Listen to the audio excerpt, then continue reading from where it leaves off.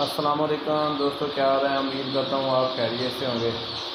अच्छा, आज हम जो हमने बताएंगे, सबसे पहले तो जो हमने गम्बोरों के लिए नुस्खा इस्तेमाल किया था ना जी, गम्बोरों का मसला आ रहा था, तो उसमें हम बताएंगे कि गम्बोरों भी थी इनको, और साथ जो है ना चूज़ा हीटअप हो गया था।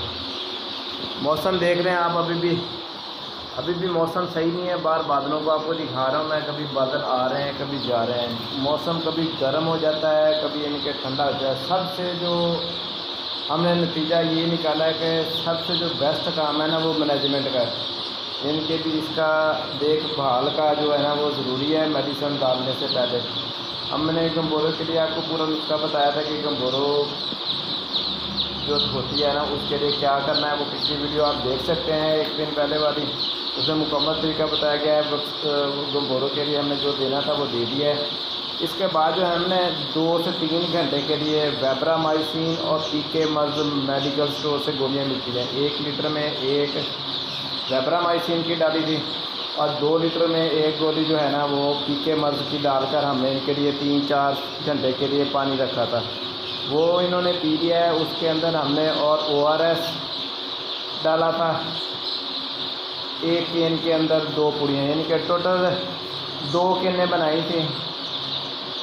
8 लीटर इनके पानी बनाया था हमने। 8 लीटर में जो है ना पीके मर्ज की 4 गोलियाँ डाली थी, वेब्रामाइसिन की 8 गोलियाँ डाल दी थी। साथ जो है ना 2 पुड़ियाँ हमने ORS की डाल दी थी, और जो ग्लूकोज है ना, ग्लूकोज भी हमने तकरीबन 60-70 ग्राम उसमें शामिल कर दिया था। ये हमने इनको 3 से 4 घंटे के लिए दिया था। उसके बाद जो है ना हमने सबसे पहले इसकी मैनेजमेंट सही की है। अब ये आपको दिखाने का मकसद है, बकाया दवाई का मैं बाद में बताऊंगा जो जो हमने किया है। सबसे अहम जो काम है ना, इधर देखें आप, ये जगह है ना जहाँ चूज़ा इकट्ठा होता है, ये जगह हीटअप हो जाती थी। आज देखें, आज पहले मुझे हाथों से लैदा करने पड़ते थे या आवाज़ निकाल कर चूज़ों को लैदा करना था। आज खुद ब खुद ये लैदा हो रहे हैं, देख सकते हैं आप वीडियो के अंदर। अब ये क्यों हो रहे हैं खुद ब खुद लैदा? यहाँ पे जहाँ पे मैं खड़ा हुआ हूँ ना, यहाँ पे मैं आता था ना, ये देखिए दरवाज़ा है, दरवाजे से लेकर विंडो तक हवा का दौरानिया पूरा होता था। इस जगह पर जहाँ मैं कोने के अंदर खड़ा हूँ, यहाँ हबस होता था, यहाँ मुझे पसीने आ जाते थे। अब ये जो पंखा आपको चलता हुआ नज़र आ रहा है ना, अब हमने इसका रुख इस तरफ कोना करके चलाया हुआ है, ठीक है ना। ये यहाँ से ना हवा को ऐसे खींच कर बाहर फेंक रहा है।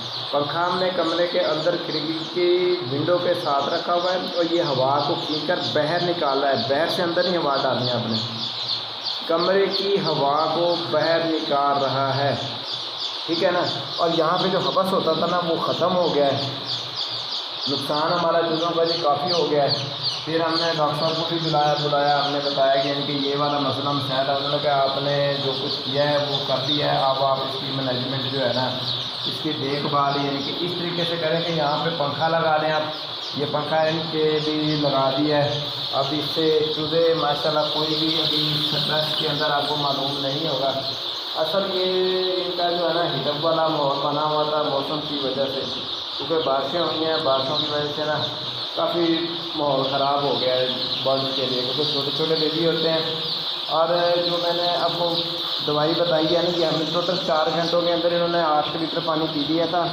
उसके बाद जो है ना हमने ना किया क्या था, उसके बाद हमने इनको लैसोवेट सिरप, ये भी मेडिकल स्टोर से मिलता है, दवाइयों वाली दुकानों से जहाँ पे इंसानी दवाइयाँ आती हैं। हमने फिर लैसोवेट दिया था, ठीक है ना। लैसोवेट के अंदर जो है ना कालपोल 6+। लैसोवेट जो होता है वो ताकत के लिए होता है, इनको ग़िज़ा हज़म करने के लिए होता है, जिगर के लिए होता है। जो कालपोल 6+ है ना, ये छोटे बच्चों को देते हैं, इंसानी बच्चों को। ये भी मेडिकल स्टोर से मिलेगा आपको, वो भी हमने इनके साथ मिलाया है।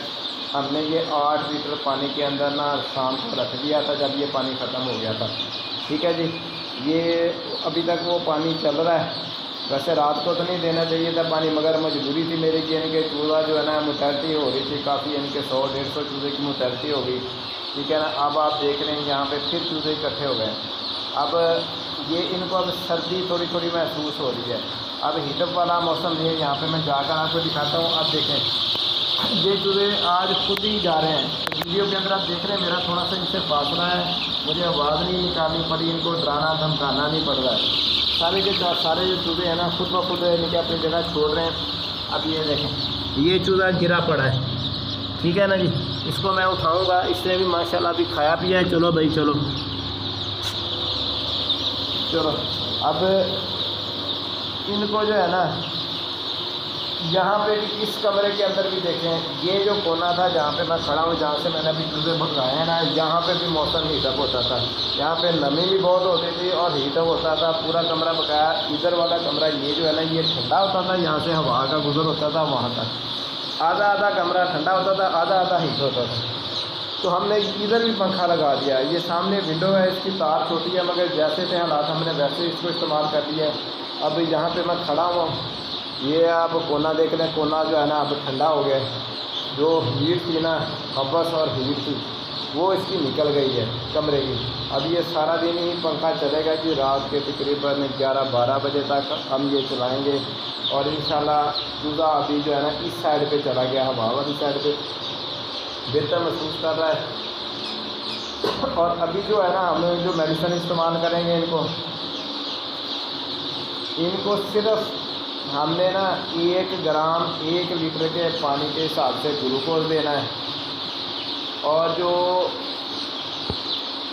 ORS है वो 1 कैन के अंदर ना 2 पुड़ियाँ इस्तेमाल करनी है। यानी कि टोटल हमने ना तकरीबन इनको 8 लीटर ही पानी रखना है। अभी वो जितनी देर में पी लेंगे उतनी देर ही रखेंगे। 8 लीटर पानी में 2 लीटर जो है ना हमें ORS की पुड़ियाँ डालेंगे और तकरीबन 20 ग्राम जो है ना वो 20-30 ग्राम ग्लूकोज शामिल करेंगे। इससे जो इनकी हीटअप वाली हालत है ना वो बदल जाएगी इंशाल्लाह। उम्मीद है भी यानी कि हमें हमारे ये नुस्खे से आपको भी फ़ायदा होगा। मगर आपने भी सबसे पहले ये देखभाल वाला जो अंसर है ना ये बहुत ज़रूरी है जी इनका। आपने देखना है कमरे को भी हीट कहाँ पे हो रहा है, चूज़ा कहाँ पे इनके हवा का गुजर है, जहाँ पे हीटअप है वो ये तरीका आपको करना पड़ेगा। बिजली के बिल की परवाह नहीं करनी है। ये 2-4 दिन की यहाँ पे गेम है। 2-4 दिन के बाद अपने चूज़ा जो है ना तीसरी मंजिल पे फेंक देना है।